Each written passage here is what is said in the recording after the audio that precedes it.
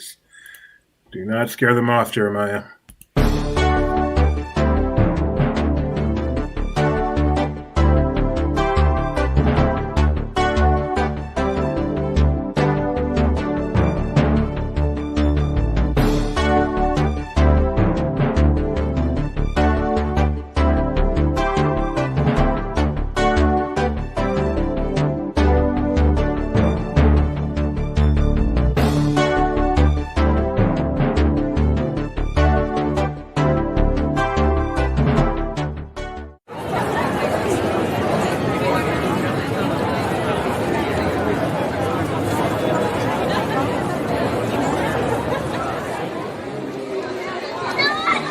It's on! Hey there, everybody. Welcome to the December 14th edition of Disney Parks Talk Live. Quick comment. Someone... Oh, never. Okay, good. Someone said no audio, but now they're saying everything's fine. So, lucky or unlucky, I'm not sure. It depends on your POV, but you can hear us. Welcome to Disney Parks Talk Live, the show in which we look back on the week in Disney Park news. We do that usually every Monday at 4 p.m. Pacific time. Sometimes we shift it around because of scheduling issues. But today we're in our normal slot. However, we're not with our normal crew. Unfortunately, Rebecca is not with us today. She's unavailable. So you're stuck with three ugly dudes, starting with myself, Doobie Mosley, co-founder of Laughing Place, and your only host today. Up there, we've got Wrong. Over there, we've got Mike Celestino. What is your job, Mike? You could have just, once you had pointed over here, you could have just said Jeremiah. No. He has to save me for last. He has to think of what my title will be as you're talking. Pretty much. I'm the Southern California guy and Star Wars. And then over there, we've got Jeremiah Good, the man in charge of taking pictures of fixtures in the middle of large lagoons. So welcome, Jeremiah. How you doing today? Doing well, Doobie. How about yourself? Doing so fabulous. Before we begin, please remember to do us a big favor. Thumbs up on this stream. Let the algorithms know that you like Laughing Place. Also, be sure to subscribe. Be sure to ring the bell. The bell, make sure that you get notified every time we go live, which we do a lot. With that, let's jump right into the news. It's a little bit of a busy day, mostly on the left coast. No, on the right coast. If you're on the right coast. Okay, so I've got this backwards. Okay, mostly on the right coast. We've got most of our news, so now we're appropriate. Disney World on the right, Disneyland on the left. Jeremiah, let's get started with, speaking of barges, large barges in the middle of lagoon. Do one of these. Nope. Do one of these. Do one of these. There we go. Get started, Jeremiah. Big barge edition. I like big barges, and I cannot lie.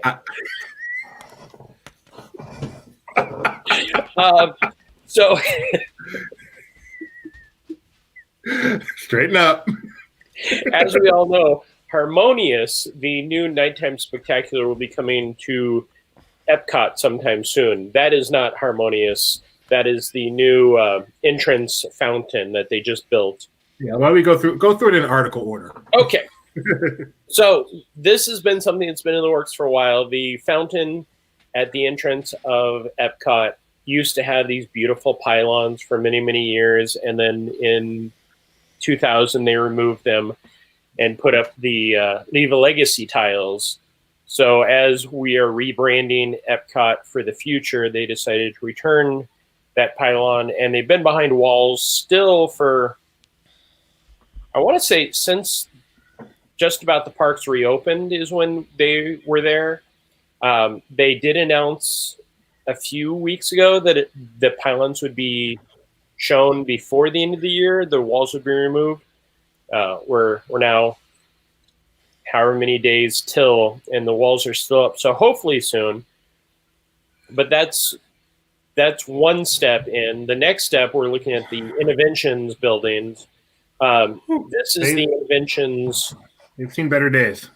Yeah, this is the side over by Test Track, where there used to be Mouse Gear. This has been open for a while and empty. That's where Electric Umbrella used to be. And if you scroll up, this will be the stuff that's over by Disney, or the Living Seas, which they just removed all the walls. And that area is scheduled to be leveled completely, where the other side, we know that the new store is coming and a new restaurant had been announced. And those, as far as we know, are still in the works. But as far as what's going over on this side, we don't know, other than the Moana interactive area, and that'll be sometime in the future. But who cares? This is what we're here for. The big barge. So Harmonious coming next year, or we hope next spring. We don't know a definite date on that.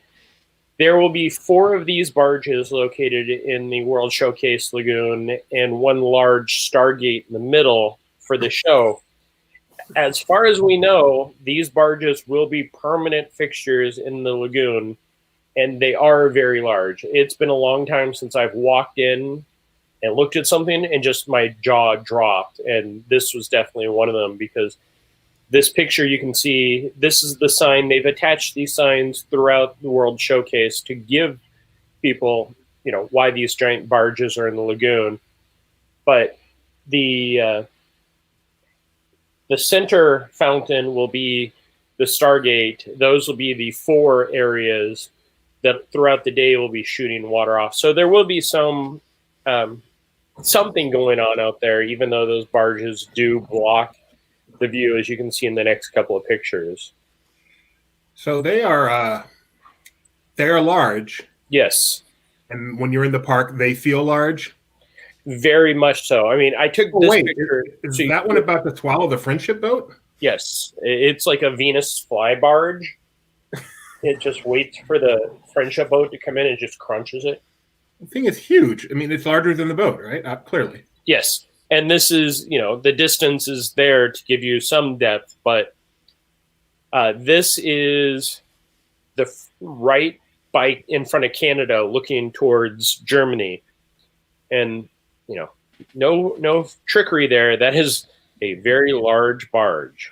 So they said they're going to have a fountain show during the day, so at least the barge has a reason for being, correct? Yeah, we don't know if it's a fountain show or just, water flowing for something to do out there, but those barges will be there.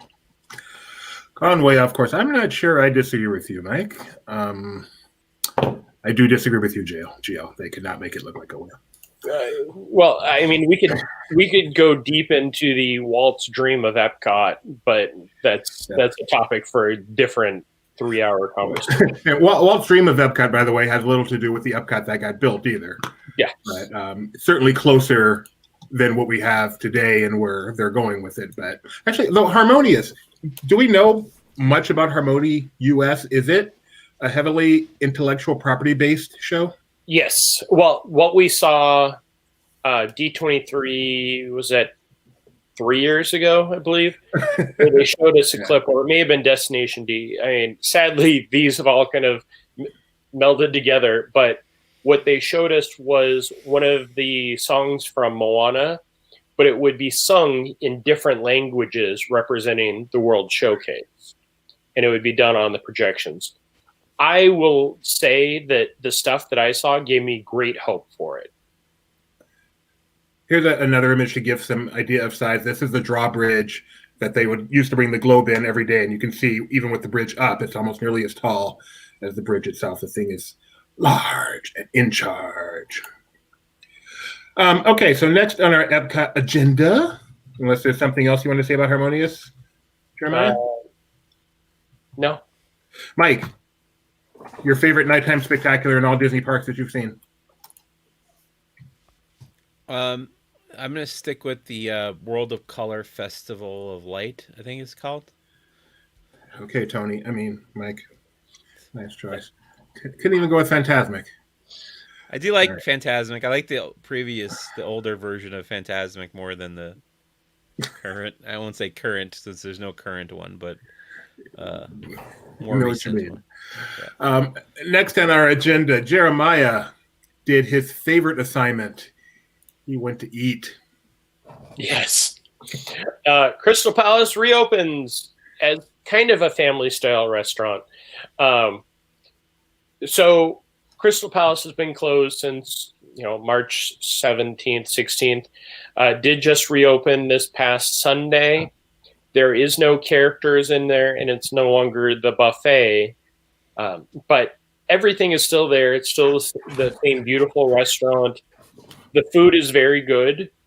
I'm not a huge Crystal Palace fan unless it's the breakfast, but the person I was eating with said that the prime rib was one of the best that he's had on Disney property. I thought you said there were no characters. No walk around characters. I apologize. Thank you for the clarification. You walk in, they sit you down. It's family style salad, and they give us cheddar bacon biscuits and traditional biscuits, which the cheddar bacon biscuits were amazing. That's the former buffet area that they use as the kitchen pickup stations for the servers. There are those biscuits. Yeah, and they gave us 2 different types of butter and some jam, and I could have eaten those biscuits all day long. Biscuits. There's the salad. There's the prime rib to end all prime rib. Well, presumably, Mike, it's for your table. So if you're eating with that group, that's kind of like your chosen bubble. I'm guessing if you asked for a separate plate of salad, though, they'd probably accommodate you. Oh yeah, they were going out of the way. Any request that we had, anything, they would be more than happy to do it. The prime rib was very good from what I heard. It's kind of hidden Mickey-ish. Did they intentionally cut the cow that way? I think so. It may have been left over from Minnie Moo, but that would be a very, very... Time out. Is that ultimately what happened to Minnie Moo? That's heartbreaking. There's the chicken that I had that was good. The mac and cheese was definitely the winner for that plate. And desserts. Yum. And the desserts. The desserts were really good. Yeah, those are looking pretty good. Do you remember how much it was? $35 per person. And that was anything on the menu, the prime rib, the chicken. They had a fish option, I believe. It would be so nice if I actually had the menu in front of me. That would have worked. But they also did have vegan options and different dietary need options for my 2 counterparts here. And you went to lunch, I presume. Is dinner price more expensive? No. I believe it was $35 all day. Wow. Because it's the same menu pretty much. But again, sadly, no breakfast. Oh, hail our queen. Hi, Queen Rebecca V. Cool. Mike, your fate. I can't ask you a food question. What's the point? I mean, there's some stuff I can eat here and there. Do you, given your limitations, do you have a buffet if you have to do a buffet that you'd like to go to?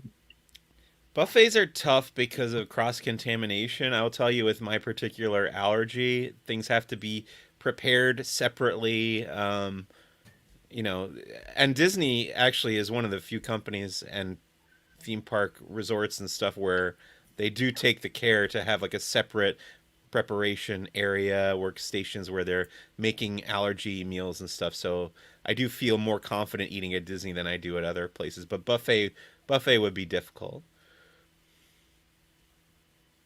Does that answer your question? That absolutely answers. Sorry, yes, Okay. I'm prepping for the next question while listening to your question. But yeah. Is there a place in Disneyland or the Disneyland Resort that you do enjoy eating, Mike?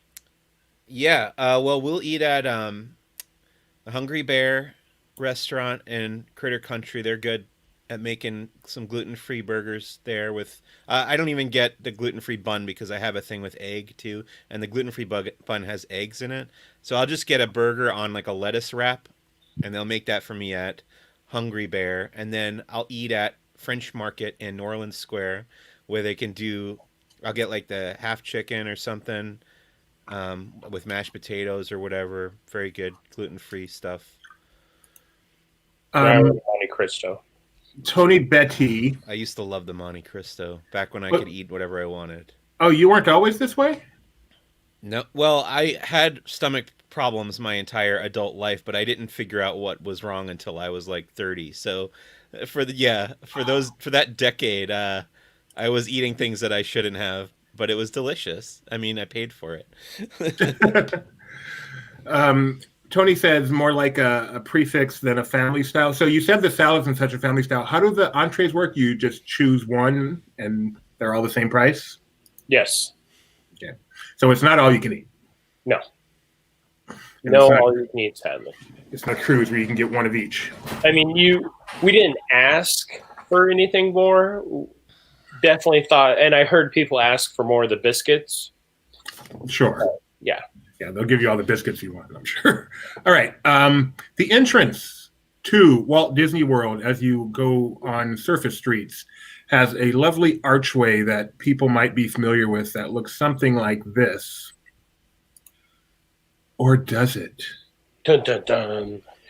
That one still looks like that. That's Buena Vista Street. That one is the last remaining of the late 90s version of the archway. So a while ago, they gave us this concept art and said, this is what's going to be coming. Get excited for the 50th. Mm-hmm. And here it is. You can see kind of that one's under progress. Yeah.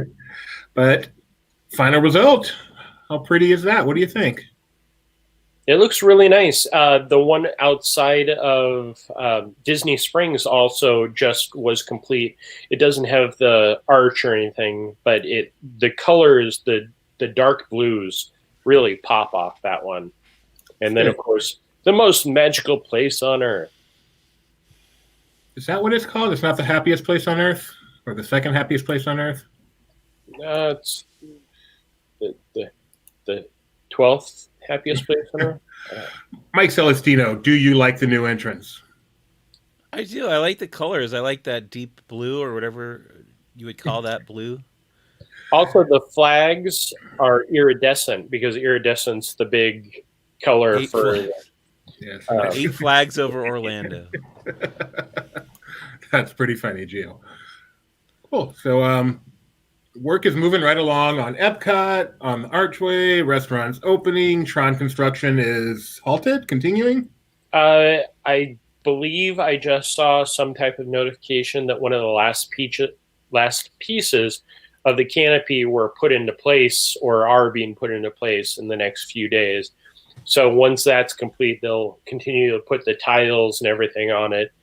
And then as far as we know, once that's done, they will just either move inside or all work will cease until everything continues in the not too distant future, hopefully. Mike Celestino, one of the most overrated Disney films of all time is Tron. Agree, disagree? I never cared much for Tron.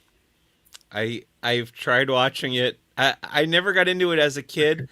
I've tried watching it several times as an adult. I've seen Tron Legacy a couple times in the theater, and I think they're all pretty boring. Jeremiah left. And yeah, don't tell that to my former boss, Ricky Briganti, either, because he loves Tron too. Really? I know so many people who I respect that love Tron, but I don't get that at all. Jeremiah, please come back. Thank you. All right. Next topic. New Year's Eve is only about 2.5 weeks away. And as we know, one of the most fun places to celebrate New Year's Eve is at a Disney theme park. Clearly, we can't do that at Disneyland Resort. It's not even open. But at least Walt Disney World will be able to go and watch the midnight fireworks and count down, or so some of us speculated. But Disney said no. We are not encouraging those kind of gatherings at this time. They officially announced the park hours for New Year's Eve. I was actually surprised at how late some of them are open, though. Yeah. Magic Kingdom is going to be open till 11 o'clock. Epcot till 10. Disney Springs till 11. Obviously, there's no festivities planned, but I'm surprised. Mike Celestino, I have a question. Are they still doing the thing? Well, I know they do it here at Disneyland, but do they do the thing in Magic Kingdom where the shops on Main Street are open an hour after park closing? Yes-ish. So theoretically, they would be open till midnight New Year's Eve? Probably not, right? One of the things, and I saw this Epcot for the food and wine, and I believe they're doing it right now for the Taste of Christmas.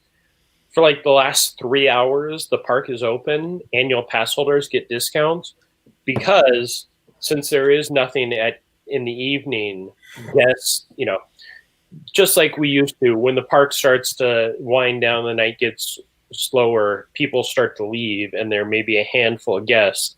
So they're encouraging guests to stay as long as possible But in this case, I would guess that Magic Kingdom would do a hard close at 11. Okay. And even with the hard close, people probably will linger as much as they can. But if there's no event at midnight, there's no fireworks, there's no countdown, there's nothing. The fact that people kind of linger, I don't think is necessarily that big of a deal. You just don't want to have a reason for people to all congregate on Main Street and facing one way and then kissing random strangers and holding up mistletoe and snowball fight. I'm sorry. Too much Hallmark for me. Let's see. Fat Man. You might see Fat Man on Netflix with Mel Gibson. Christmas movie. A very, very, very, very different Christmas movie. I saw the trailer. I have not seen the film. I recommend it. It's different. It is nothing like I expected. Really, really quirky. I had no idea what to expect. I hadn't seen the trailer. And interesting conceit.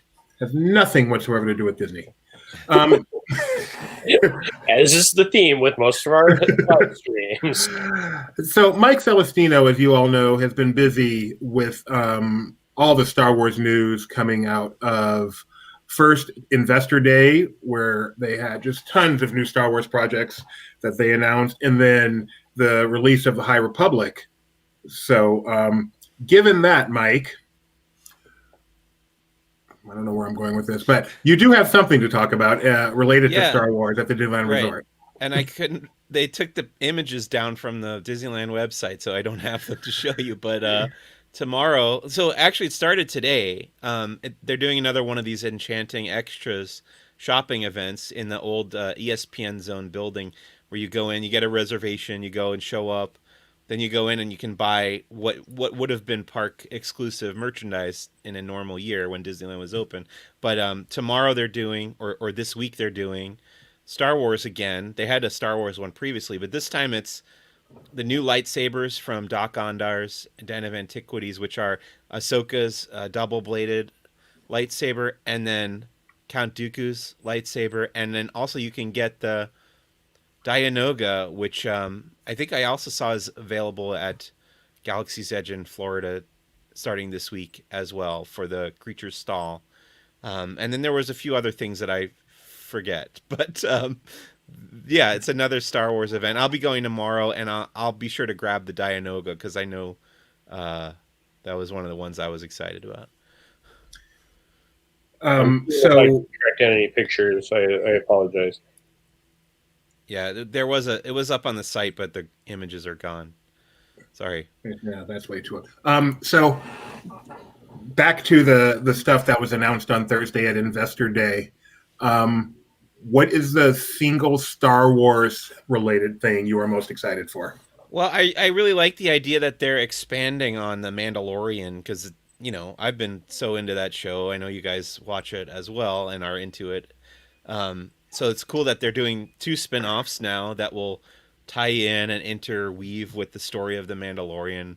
Now that they've established that Ahsoka is active during that period, we can follow her adventures. And then we've got this thing called the Rangers of the New Republic, which I find really intriguing to find out more about what the New Republic is up to during that time and how it connects to the larger story. How about you, Jeremiah, since I know you're a big Star Wars geek too? There is so much. The Ahsoka is definitely the one that I have been waiting for. I love the character, so anything going forward with her is amazing. But I really feel like I can't think of all the 10 different announcements, 12 different announcements they did Star Wars based, and it was nonstop. But Ahsoka's, if I had to choose something, Ahsoka. Although you would rather Ashley Eckstein be doing the part? I'm not getting into that conversation right now. Wow. Sore spot for Jeremiah. Okay, let's get back to Walt Disney World then. Tiki Room under new management. What's going on in Morocco, Jeremiah? Well, Iago has moved in, fittingly, actually. I mean, that kind of works. Yeah, it does. So, as of last week, I believe Friday was the last day that the Marrakesh restaurant was in charge of the Morocco Pavilion. They closed Spice Road Table, the shops, and then today it actually reopened. Spice Roads, which used to be you had to make reservations, they had full sit-downs, meals, is now more of just a quick serve. Well, it's a quick lounge. You can walk in, get the small plates, like the hummus fries that they used to have. The shops moved in the front, which used to be more authentic Moroccan merchandise, moved in Future World maps and Mickey and some more of the Aladdin merchandise moved up to the front. So it's just Disney has taken over the Moroccan Pavilion. Why? I don't know if it was officially said, but as far as we know, it's because the restaurant or the Marrakesh restaurant company was hit hard during the pandemic going on. So they just kind of started to pull back, and the quick service had closed very early on and didn't reopen. Restaurant Marrakesh never reopened.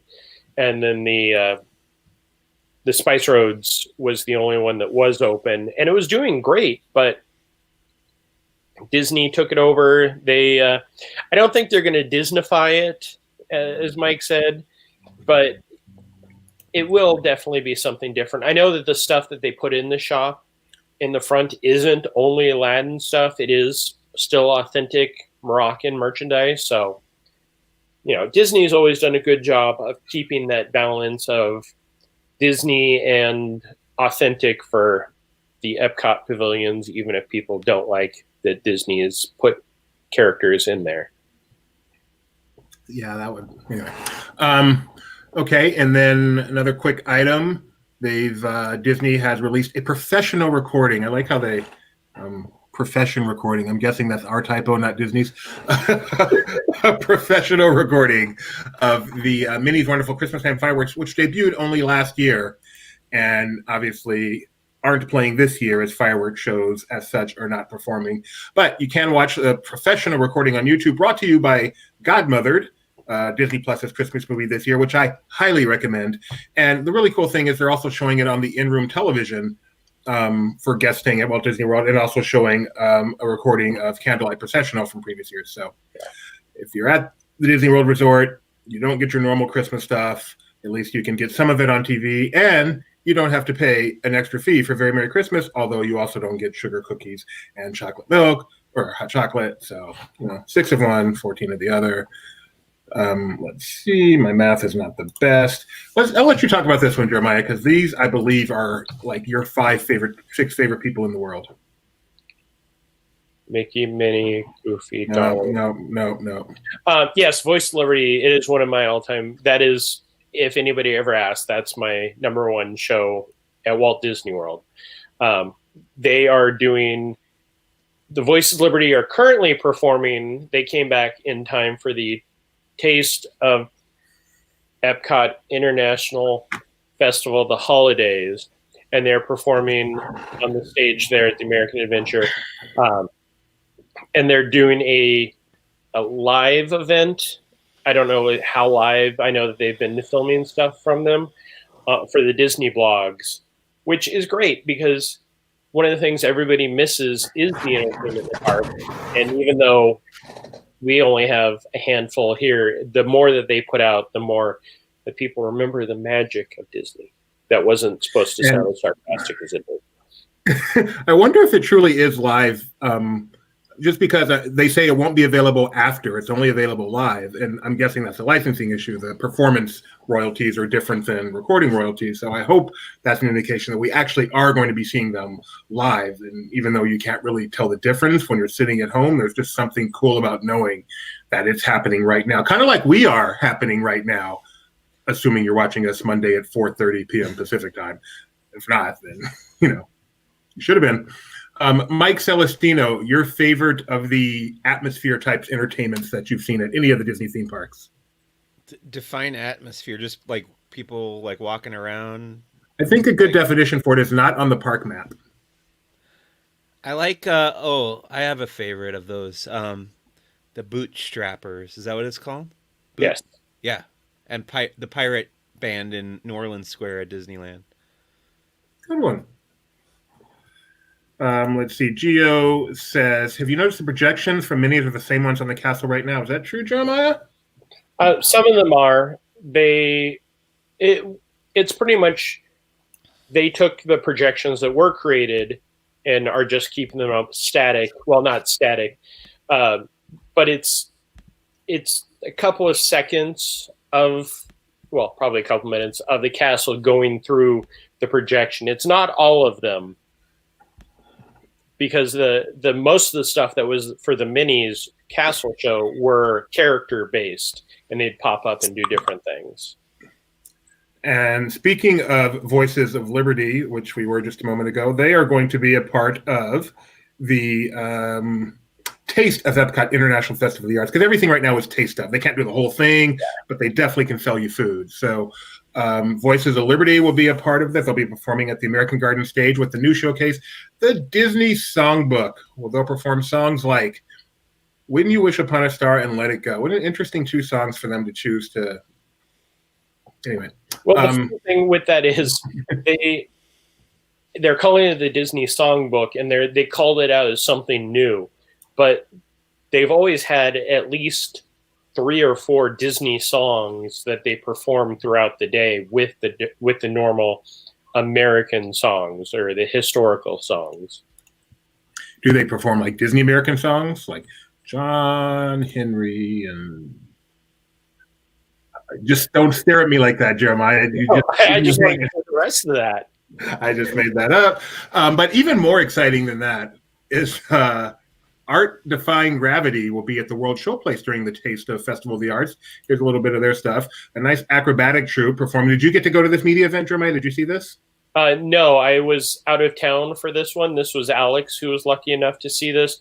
But these performers are amazing. It is... For the past couple of years, they've had performances, but they've always been, off in the corner. It's great to see that they're going to be showcased this year, because, that takes a lot of talent to be able to do something like that. It is kind of Cirque, where it's, 2 people just doing the balancing acts. It's also an amazing tripod right in the center of that shot. Yeah, that would be Alex's. No. Yes. But I believe they're on this stage in World Showplace. Yeah, exactly. I love acrobatic troupes so much. I love the one in China that's not there right now. Hopefully they're able to return at some point. I love Cirque.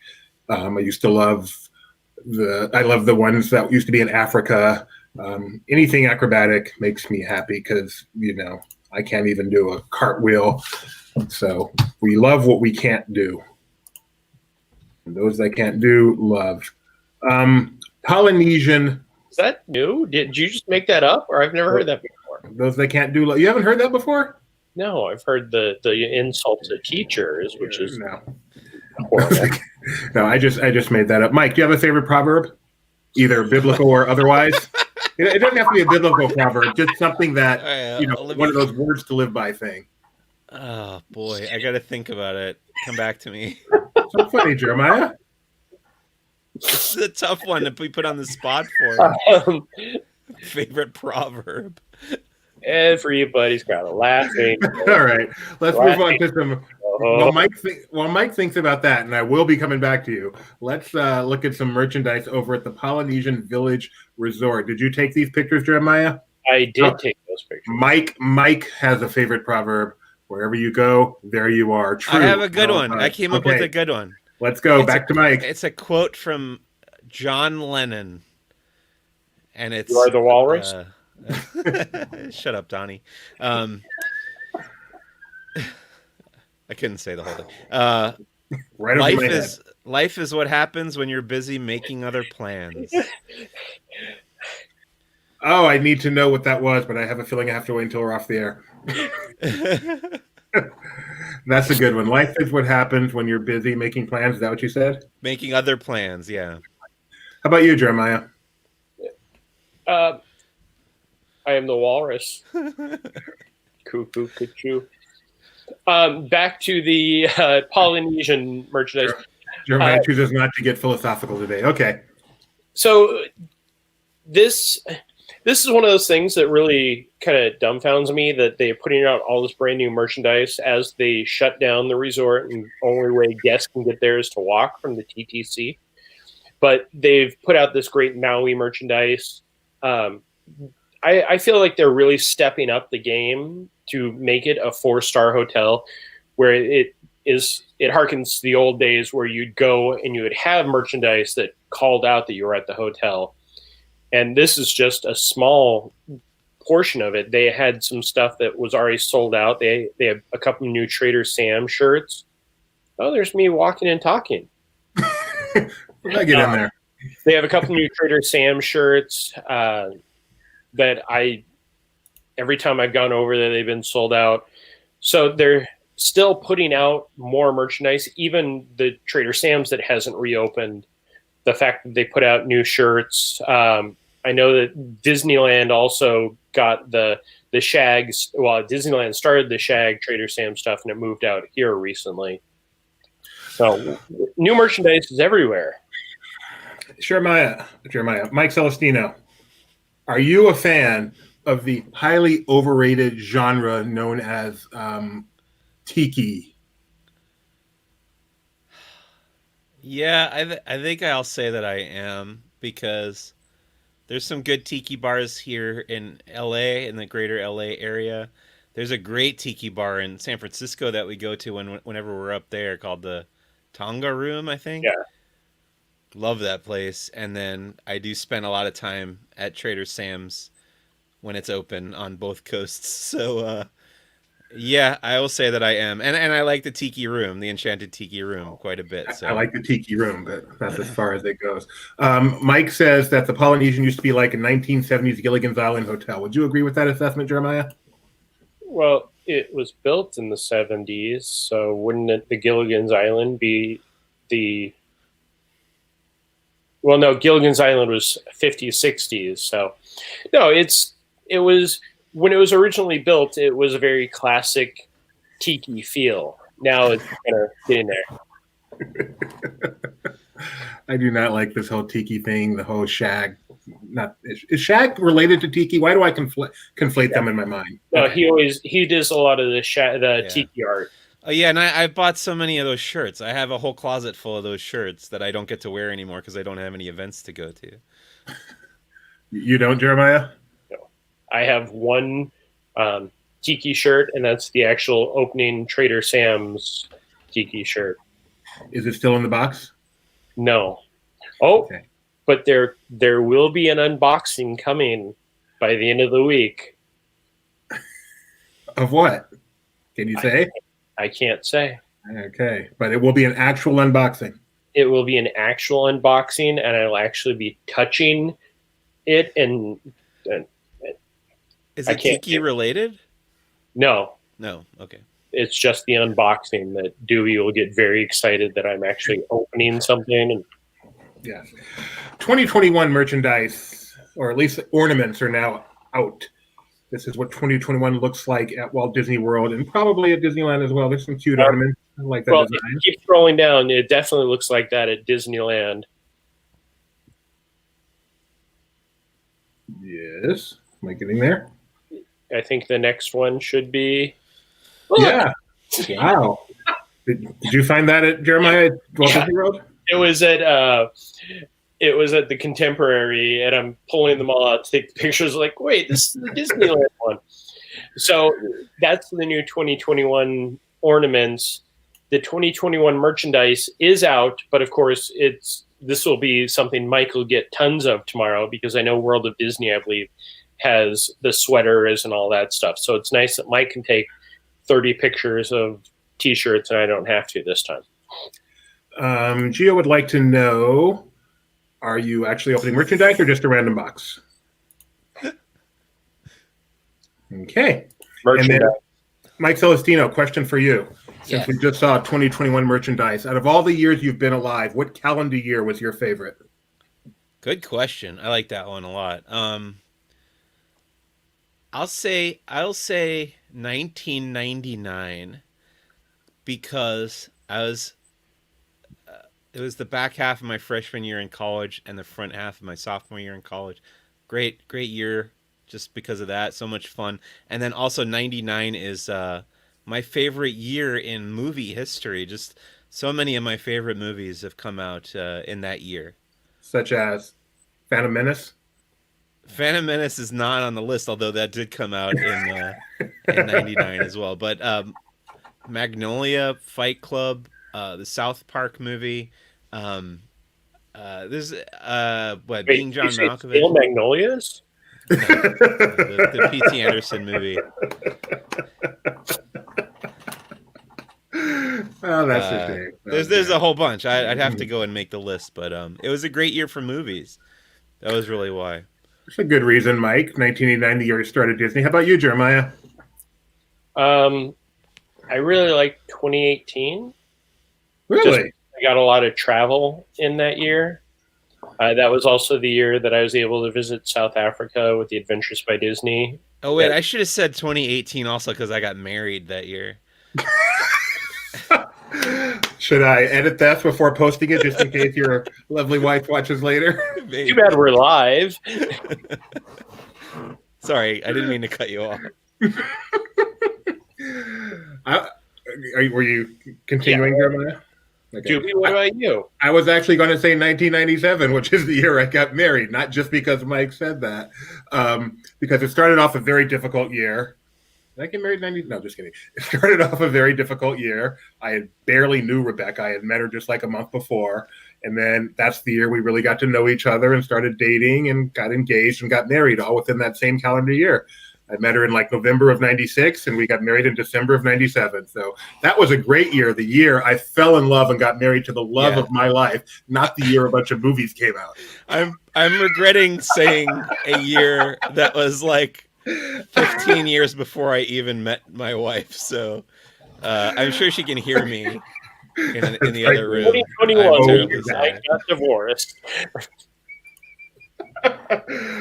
You know what? I'm sure in an honest moment she might give a year other than your marriage year as well. So we'll just pretend like this didn't happen. Entire episode. That's it, fellas. That's all I'm going to get into. I have something I want to show you guys. Oh, please do. So we were talking about pins a couple times earlier on this show. Aren't we always talking about pins? I had these bags. They were just like full of pins, and I already have a board up here that's full of pins. But so we were at Buena Vista Street, and we got this. It's like a pin display thing, and I filled it up with all those pins that were in those bags. Oh, that's nice. Cool, huh? Man, that's cool. Are those all Star Wars? Did you buy the mini pins that go on the map? I bought one box of them, and I had the Splash Mountain one somewhere on here, and there's a carousel horse. I know it's kind of a glare, but thank you for putting that up, Dewey. I was just. Oh, you know, I like this one. Wait, yeah, here. It's like the Headless Horseman. Oh, from D23. D23 gave me that one from the. We went to a screening of that Legend of Sleepy Hollow, Adventures of Ichabod and Mr. Toad. Is that your superpower, Jeremiah? You see a pin and instantly know what event it's from? Sadly, yes. We've all got. Mike, what's your superpower? We've all got superpower. What's your useless superpower? He's known as the Star Wars guy, Doobie. If that said, fine, but I thought he might have something that actually is useful. He gets paid for that here. It relates to my other answer to your my knee-jerk reaction and answer to your other question, because if you name a movie that I've seen, I remember where I saw it, like which movie theater I saw it in, or if I watched it at home or whatever. Like I always remember where I watched a movie for the first time. That's good. That is a useless superpower. Thank you very much. Okay. Anything else you wanted to share, Jeremiah? I just want to play more of Mike dig a little deeper into his hole. My superpower is not being a good husband. That's for sure.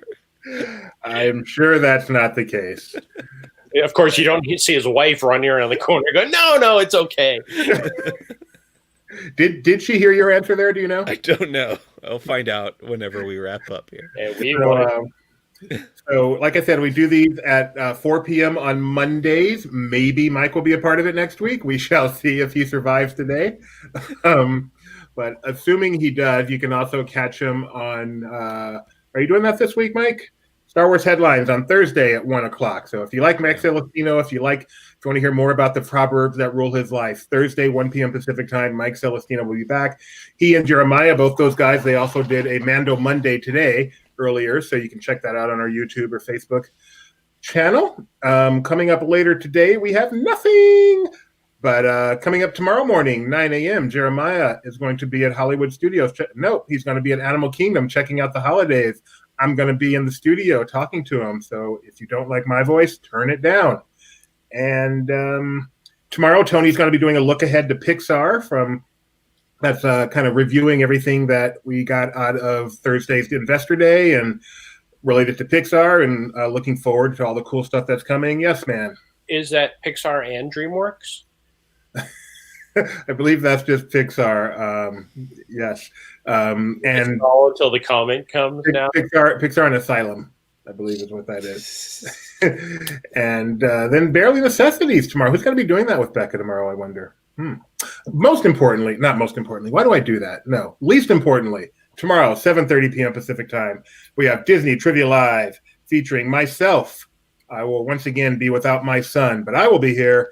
And our special guest tomorrow, our special co-host will be Tony Betty. If you're still out there, say something. Now, Mike Celestino was our special guest on Saturday for half of it. The other half, we got Santa Claus. And it was incredible. Mike Celestino has the ability to book incredible guests. Before he had Baby Yoda, and this time he got Santa Claus. So, Tony Betty, your work is cut out for you. I want to get, Wink Martindale. There's a famous game show host. That would suffice. Abigail Disney. There's a few questions I wouldn't mind asking her. What? Can Tony contact the dead? Did Wink Martindale die? Well, breaking news. Oh, no. Don't know. Because I intentionally did not say Alex Trebek. Because he did die. So now I got to see if Wink Martindale died. No, he's still alive. Look at Jeremiah trying to put people in the grave. What game shows would Wink Martindale have hosted? As Mike said, I know him best from Tic-Tac-Doe. Ah, there we go.